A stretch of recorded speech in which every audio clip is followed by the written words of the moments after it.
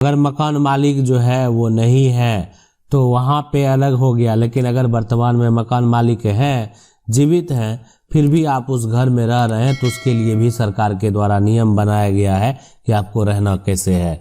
देखें, मकान मालिक, मान लेते हैं कोई भी मकान में आप रह रहे हैं और उस मकान मालिक का कोई भी वंशज नहीं है, मकान मालिक अकेले हैं और मकान मालिक की मृत्यु हो जाती है, तो उस केस में कोई भी व्यक्ति के साथ अगर ऐसा मान लेते हैं होता है तो जो वो आदमी है तो उसका जो संपत्ति का पहला उत्तराधिकारी होगा, अगर उसका सेल्फ एक्वायर प्रॉपर्टी है तो उसका पत्नी होगा।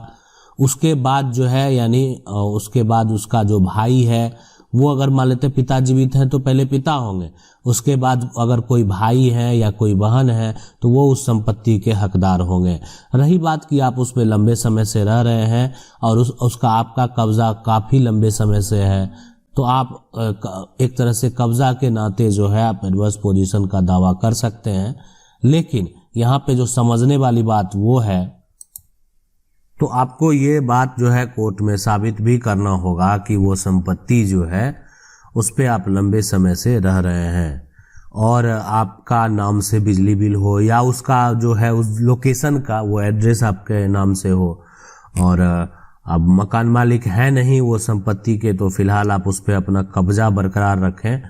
और अब यहाँ पे जब एक तरह से सरकार के द्वारा किसी प्रकार का सर्वे किया जाता है तो वहाँ पे भी, लेकिन क्या होगा कि जो संपत्ति के अगले वंशज खोजे जाते हैं, क्या होता है ना कि अगर मान लेते हैं मकान मालिक का कोई भी वंशज नहीं है, ठीक है, तो आप ऐसा जो है वहाँ पे लेकिन प्रयास करने से भी नहीं होगा, इसलिए कि अगर वो संपत्ति का सारा कुछ अप टू डेट जो है उन्हीं के नाम से है। मतलब क्या कि जैसे आपने 25 साल से रहना है और 25 साल से उस संपत्ति का ना कोई टैक्स पे किया गया ये, और तो उसमें सबसे बेहतर विकल्प यही है कि आप न्यायालय में इससे संबंधित जो है केस फाइल करके खुद डिग्री प्राप्त कर लें और संपत्ति का मालिक बन जाए। ठीक है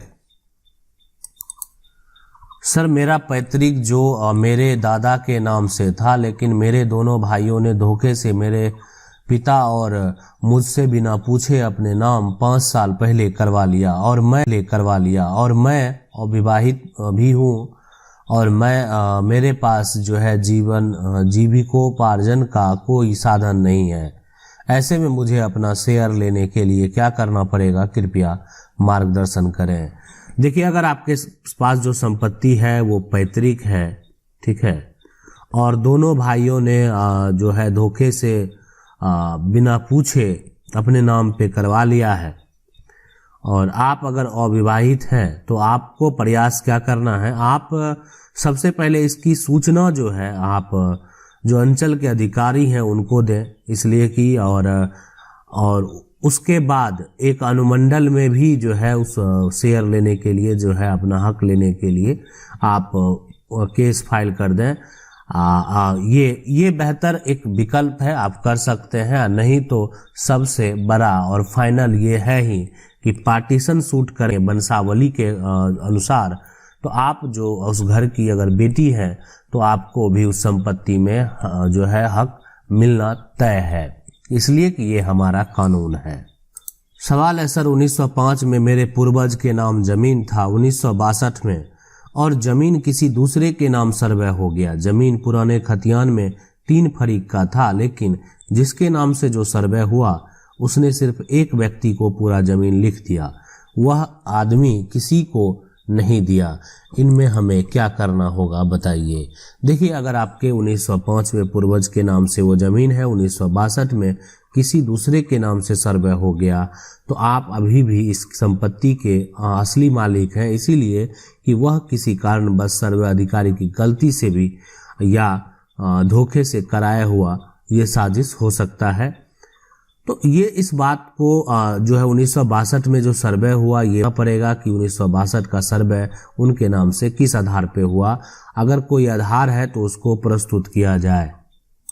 तो इसीलिए आप जो है यानी आप सबको जो जिसके नाम से सर्वे हुआ और जो उस संपत्ति को आज उपयोग कर रहा है खरीद के जैसे भी, तो उस पर आप टाइटल सूट सिविल न्यायालय से करें। आपको इसमें जो है पुराना खतियान आपको निकालना पड़ेगा, और नया खतियान भी जो है उससे संबंधित वो भी आप निकाल लें, ताकि वो कॉपी आप वहाँ पे दे सकें जब आपको ज़रूरत पड़े। तो सवाल है कि मेरे खेत का नक्शा सही है और मौके पर ज़मीन भी पूरा है, पर आरआई के द्वारा ज़मीन को माप कर बगल वाले किसान को जो है 10 डिसमिल दिया जा रहा है। क्यों बगल वाले किसान का ज़मीन रेल मार्ग के सीमा में चला गया है और उस आदमी को रेल के तरफ से कोई मुआवजा नहीं मिला? वो सीमांकन करता है तो उसे मेरे ज़मीन से 10 डिसमिल दिया जा रहा है, क्या करूं? नहीं, ये जो देने का कौन दे सकता है? कोई नियम ही नहीं है ना। अगर उसकी ज़मीन रेलवे में गया है तो उसको रेलवे से मुआवजा लेना पड़ेगा। आप क्यों अपनी संपत्ति को देंगे? अगर आपका ज़मीन का नक्शा सही है और मापने के बाद ज़मीन भी पूरा है, तो आप किसी भी हालत में अपने संपत्ति देने का कौन दे सकता है? क्यों? किसी को अधिकार नहीं है, किसी अधिकारी को भी अधिकार नहीं है। थोड़ा जो है कानूनी तरीके से बात कीजिए। उसके बाद जो है ऐसे हो सकता है कि वो समझते होंगे अच्छा दे देंगे, किसी तरह से मामला निपटा लेंगे, लेकिन जो है आप इससे संबंधित सूचना एसडीएम को जो है आवेदन कीजिए सबसे पहले। अगर कब्जादार जो है ही एक तरफा वाद दायर किया हो और उसके फेवर में आदेश हो गया हो, असली जमीन मालिक का नाम खारिज कर नकली कब्जेदार का नाम दर्ज हो गया हो, लगान शुल्क जमा किए 22 साल पहले, आज तक कब्जा ही भूमि जो है खेती की थी। देखिए, अगर यहाँ पे अगर जो कब्जाधारी है अगर उसके नाम अगर वो हो गया है तो मतलब ठीक है। अब जो संपत्ति का मालिक है उसके ऊपर भी जाके मान लेते हैं डिस्ट्रिक्ट कोर्ट हो या हाई कोर्ट हो, सुप्रीम कोर्ट तक भी जा सकता है अगर आप संपत्ति का जो मालिक है। लेकिन फिलहाल जो भी निर्णय होता है वो निर्णय को तो मानना ही पड़ेगा, वो निर्णय को फॉलो तो करना ही होगा। अगला सवाल है कि मेरे दादा की बहन ए है जिनके ससुराल में जमीन है, उनके पुत्र बी है और बी से मेरे पिता के बहन का विवाह हुआ है ना। तो दादा की जो बहन है ना, ये ए है, दादा है और उनकी बहन है ये, और उनके पुत्र बी हैं, बहन के पुत्र बी हैं, और बी से मेरे पिता का विवाह हुआ। उनके पिता का विवाह जो है वो बी से। अब सी जो हुआ, जो सी है, सी के 4 बेटे और 3 बेटी है, और बी की मृत्यु हो गई है ना, बी की मृत्यु हो गई। सारी जमीन जो है ए के नाम से है, सी अभी जो है जिंदा है, ए की जमीन किनकी होगी? देखें, अब यहाँ पे सबसे पहली बात है कि जो बहन है ना, विवाह जो है जो हुआ जो सी है, बी से मेरे पिता के जो है यहाँ पे बहन का विवाह हुआ जो सी है। तो यहाँ जो है हुआ है कि बी जो है ना, बी से सी का विवाह हुआ है ना, बी और सी का विवाह हुआ, और सी के जो बच्चे हैं है ना, 4 बच्चे हैं।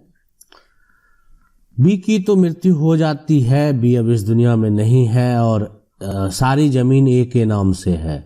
सी अभी जो है जिंदा है, जमीन सारा ए के नाम से है, मतलब वो जो दादा की बहन है ना, दादा की बहन जो ए है उन्हीं के नाम से है। तो अभी ए की जमीन किसकी होगी? देखिए, ए का जो है मतलब ए जो है वो बी का तो माता पिता ही है।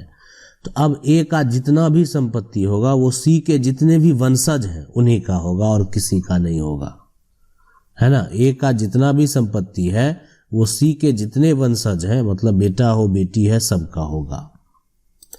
सवाल है सर, हमारे घर में जो है हम हमारे दादा परदादा से 60 साल से निवास कर रहे हैं, लेकिन जमीन हमारे नाम से नहीं है। जमीन हमारे परिवार के दूसरे सदस्यों के नाम है, तो जमीन को अपने नाम कैसे करवाएं? देखिए, अगर आप 60 साल से जो है निवास कर रहे हैं लेकिन आपके नाम नहीं है और परिवार में जो है दूसरे सदस्य के नाम से है, तो अगर आप उसके हिस्सेदार हैं तो एक वंशावली तैयार कर लीजिए, और वंशावली के हिसाब से आप कोर्ट में जो है आप एक खतियान निकाल लीजिए जो जिस पे आपका पूर्वज का नाम दर्ज है, और उस हिसाब से पार्टीशन शूट कर दीजिए। अगर आपका मामला ग्राम पंचायत और इन सभी से सॉल्व नहीं होता है तो आपके पास ये भी एक विकल्प है, और काफ़ी बेहतर विकल्प है। एक बंटवारा का केस आप फाइल करेंगे सिविल न्यायालय में, और उसके साथ आपका जो भी ज़मीन का कागजात है वो मौजूद होना चाहिए, साथ में एक वंशावली भी होना चाहिए। आशा करते हैं वीडियो अच्छा लगा होगा। वीडियो अच्छा लगा वीडियो को लाइक जरूर कर दें। चैनल को पहली बार देख रहे हैं सब्सक्राइब करके जो बेल आइकन है उसको जरूर दबा लें। मिलते हैं अगले वीडियो में, तब तक के लिए।